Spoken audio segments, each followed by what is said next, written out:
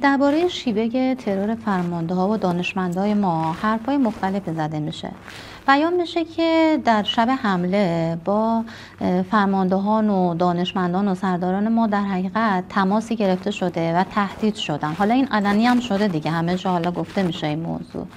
میخوایم بدونیم که چگونه است که رژیم صهیونیستی چنین اشرافی به شرایط اطلاعاتی ما داره؟ بحث تکنولوژی یا نفوذ فردی؟ جفتشه. هم مثلا نفوذ فردی از قبل. خب مثلا حالا من یه نمونهشم بگم، با همشیره خود ما هم تماس گرفتن، چون سردار محققی که شوهر خواهر خود ما بود جزو سردارانی بود که مثلا به شهادت رسیدن با موشک، یعنی جانشین حاج کاظم که اطلاعات سپاه بودن مثلا به شهادت رسوندن.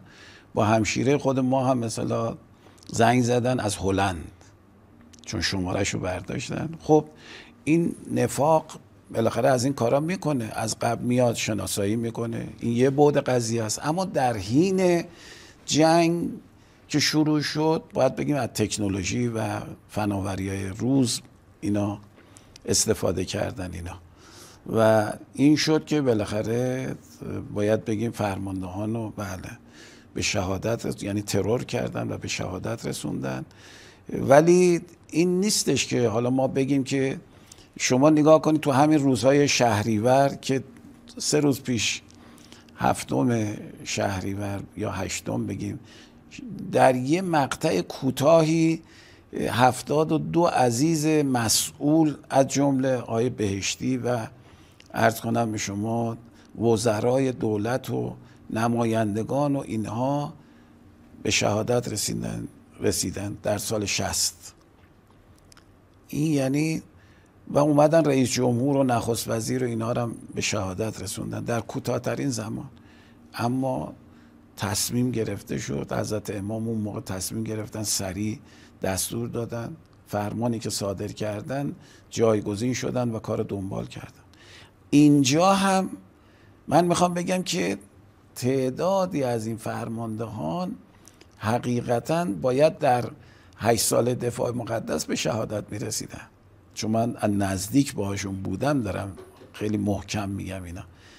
و اینها مثلا برادر عزیزمون آقای غلامعلی رشید، این سپهبد، باید بگیم که این درجات اصلا براش معنا نداشت، اما تابع قانون و تابع مثلا محض ولایت بود.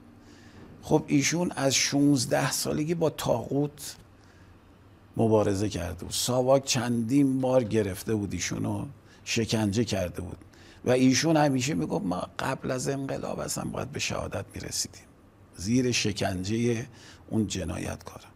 یعنی این نبوده که مثلا اینا، اما آیا اینا خودشون دستی بردن خودشون گذاشتن جلوی دشمن که مثلا این چنین باشون برخورد بکنن؟ نه. خب بالاخره ایشون شما نگاه کنید بالاخره در خونه، نه اینکه بگیم بی اطلاع بودن از این اقدام، نه خیر مطلع بودن، اما گفتن چون هماهنگی ها شده از قبل، دقیقاً همه کارها آماده بود که اینها میخوان حمله بکنن، گفتن که مثلا محل کار اگر باشیم به قول معروف، اگر اینا واقعاً من میخوام بگم 1 ساعت برای زندگی خودشون فکر نمیکردن، اما برای امنیت، برقرار کردن امنیت برای مردم، برای کشور، واقعا شبانه روز وقت میذاشتن.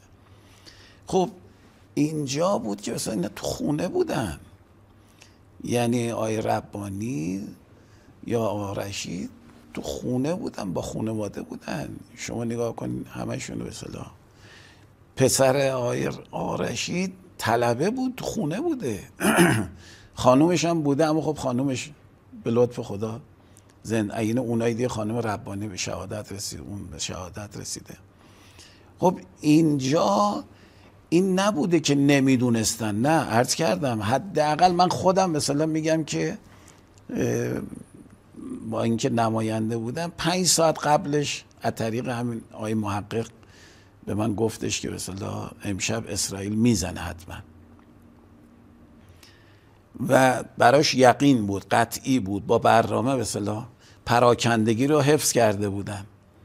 اما خب شما حالا حساب بکنین آیه عباسی، آیه عرض کنم تهرانچی، خب اینا تو خونه بودن. خب شما حساب کنین اینا اومدن تو خونه رو از قبل شناسایی کردن. بله از قبل شناسایی کردن. اینا از اونا نبودن که بیان سوء استفاده بکنن برای منافع خودشون، حتی برای تهدید بخوان چند تا خونه داشته باشن و فلان داشته باشن. نه خیر، اتفاقا مثلا پرهیز میکردن، واقعا پرهیز میکردن، به خاطر اینکه بعضی خب بچه ها نمیدونستن، میگفتن آی فلانی مثلا چند تا خونه داره فلان، در صورتی که اینها همون یه دونه هم مثلا برای خودشون خیلی قائل نبودن اینا، اما میخواستن در مقابل این زورگویان عالم، این چپاولگران دنیا بایستن تا ثابت بکنن که اینها مثلا نمیتونن دائمی باشن. و لذا اینجاست که من میخوام بگم آرش یا مثلا حالا هر کدوم سردار باقری، شما حساب بکنین تو همون سال 61 که برادرش تو منطقه مثلا جنوب فکه که من همونجا بودم، اینا به شهادت رسید، حسنشون رحمت الله علیه، این انسان به ظاهر به اصطلاح جوون اما دنیای تجربه به اصطلاح در ذهنش بود، این بود که شما حساب بکنید در بهمن سال 61 همونجا بود. این محمد اونجا بود، چیزی نمونده بود که ایشون هم به شهادت یا به دفعات در خطرهای به اصطلاح دیگری تو 8 ساله دفاع مقدس یا جاهای دیگه به شهادت به اصطلاح نزدیک بود برسه. یعنی این نبود که اینا بگیم که برای خودشون یه دکون و دم و دستگاهی رو انداخته بودن. نه خیر، در حال مجاهدت در طول این مثلا عین حاج قاسم. حالا حاج قاسم میرفت تو میدون، اینا هم میرفتن، نه اینکه نمیرفتن.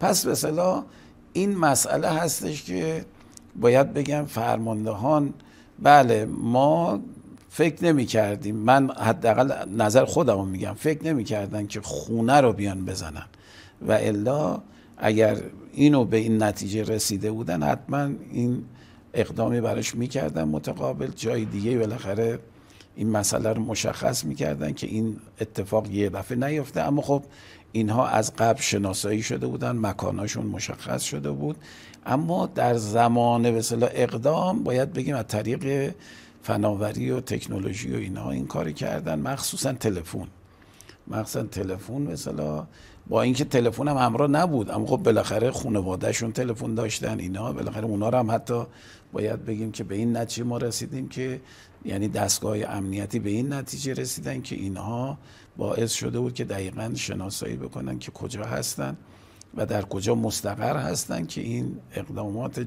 جنایتکارانه رو انجام